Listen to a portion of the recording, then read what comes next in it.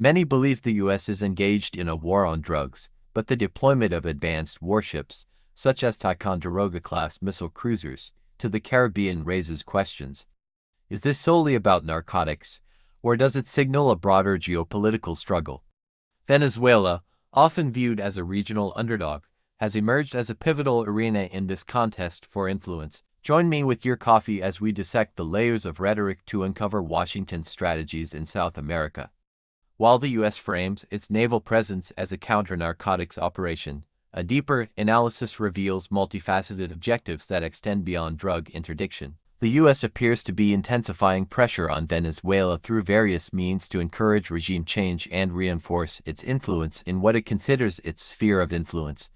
Officially, this includes deploying at least 8 warships, including Aegis-equipped destroyers and vessels armed with Tomahawk missiles, near Venezuelan waters. On the surface, this is presented as an anti-drug trafficking initiative. However, global data indicates that primary cocaine routes from the Andes to North America primarily traverse Central America and the Pacific, with the Caribbean path near Venezuela representing only a minor share. This discrepancy prompts scrutiny of the U.S. focus on Venezuela. Critics argue that the anti-drug narrative serves as a pretext for potential military escalation.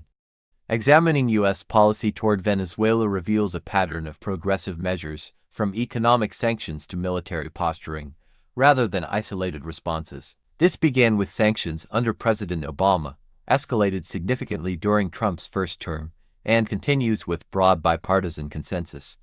As economic and diplomatic efforts have not achieved regime change under President Nicolas Maduro, the U.S. has increasingly turned to military demonstrations in the Caribbean. This shift from soft to hard power conveys dual messages to Venezuela's government and opposition that escalation is possible, and to international actors like Russia, China, and Iran that the Venezuelan crisis could evolve into a larger geopolitical contest. The counter-narcotics justification weakens under factual examination, suggesting primary aims of regime change and hemispheric dominance. A crucial element is lawfare, where legal frameworks are established to justify potential military actions. This foundation includes executive orders enabling the Pentagon to target foreign terrorist organizations.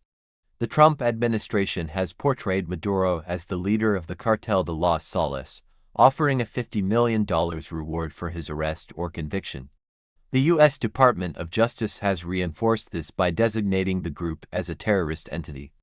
However, the Cartel de los Soles is often described by experts as a loose network of corrupt elements within Venezuela's military, rather than a monolithic cartel akin to those in Mexico. Organizations like Inside Crime, along with former intelligence officials and analysts, contend that the U.S. portrayal may exaggerate the group's structure for political purposes.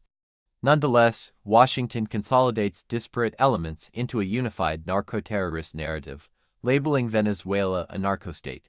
This framing aims to undermine Maduro's sovereign immunity and provide legal cover for interventions. Notably, the Caribbean route cited by the U.S. constitutes a small portion of global drug trafficking. Furthermore, evidence linking Venezuela to fentanyl production, the primary drug crisis in the U.S., remains limited. Meanwhile, the U.S. has deployed significant assets, including Aegis-equipped ships, Tomahawk missiles, and amphibious groups like the USS Iwo Jima near Venezuela. Thus, depicting the Cartel de los Soles as a cohesive entity is not merely rhetoric but a strategic tool to construct the narco-state label, facilitating efforts toward regime change in Venezuela. This U.S. approach echoes historical precedents, such as the Gulf of Tonkin incident in 1964, which escalated involvement in Vietnam, or the 1989 invasion of Panama to oust Manuel Noriega under anti-drug pretexts. Similar patterns appear in the 2001 Afghanistan intervention, where opium production surged despite anti-terrorism goals, and the 2003 Iraq War, justified by unsubstantiated claims of weapons of mass destruction presented by Colin Powell at the UN. These cases illustrate a recurring strategy, amplifying threats, legalizing them through U.S. mechanisms, and deploying military force to advance political objectives. Energy resources are also a factor. Venezuela holds the world's largest proven oil reserves, approximately 303 billion barrels per 2023 USGS estimates, exceeding Saudi Arabia's, While the U.S. emphasizes counter-narcotics in its August 2025 deployments, underlying motives may include securing energy access and countering Russian Rosneft and Chinese CNPC investments. The drug narrative could mask efforts to maintain U.S. energy hegemony amid challenges from BRICS nations. However, U.S. strategies face resistance. Venezuela has developed asymmetric defense plans and multipolar alliances. President Maduro invokes a people's war doctrine to deter invasions, making any occupation costly and protracted. This involves mobilizing up to 5 million militias alongside regular forces, transforming potential conflicts into wars of attrition, a legacy of Hugo Chavez aimed at preventing Panama-like interventions. Diplomatically, Venezuela condemns U.S. actions as violations of international law, seeking support through forums like the Community of Latin American and Caribbean States (CELAC) and the United Nations. Key alliances bolster this. Russia provides advanced weaponry, joint exercises, and UN vetoes. China offers billions in loans to sustain the economy. Iran assists with oil refining, fuel transport, and essential supplies. These layers, military, economic, and humanitarian, create a protective shield, enabling Venezuela to withstand sanctions and regime change pressures. Collectively, they not only prevent collapse but position U.S. actions as flashpoints in an emerging multipolar world order. To date, no direct engagements have occurred, primarily posturing with ships and aircraft.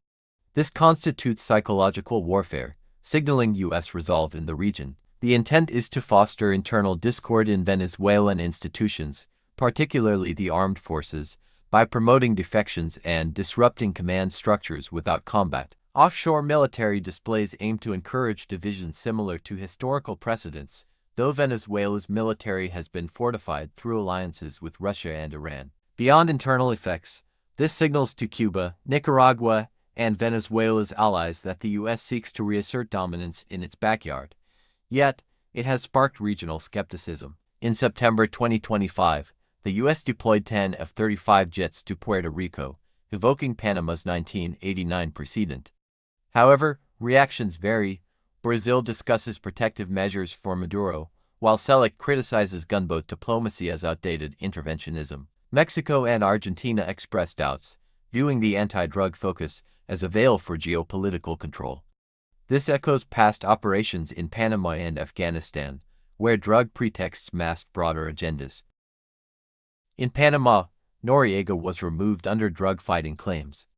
In Afghanistan, opium flourished amid occupation. Washington often recycles narratives, applying legal facades to power projections. Currently, it's psychological pressure, but future trajectories may follow familiar paths. We can envision 3 scenarios for U.S.-Venezuela dynamics. First, managed tension, where military pressure persists without conflict, serving as leverage in negotiations with Russia and China. Second, limited action, such as strikes or blockades, potentially met with Venezuelan resistance, disrupting energy markets and regional stability. Third, strategic de-escalation, reducing military presence while maintaining sanctions, allowing Venezuela to rely on allies for tense stability. Across these, the anti-drug framing appears secondary to reasserting U.S. influence. Each path carries costs, but the core issue transcends narcotics. It's about imperial preservation. Venezuela stands as a frontline against unipolar dominance, reflecting U.S. foreign policy's blend of legalism, propaganda, and military might. The war on drugs label obscures realities. Data and events point to a contest over all influence and the fading unipolar order. Backed by Russia, China, and Iran, plus asymmetric defenses and mobilization, Venezuela challenges U.S. hegemony. The outcome will test America's 21st century power and signal a multipolar shift. Thank you for watching. Special thanks to supporters of channel. See you next time.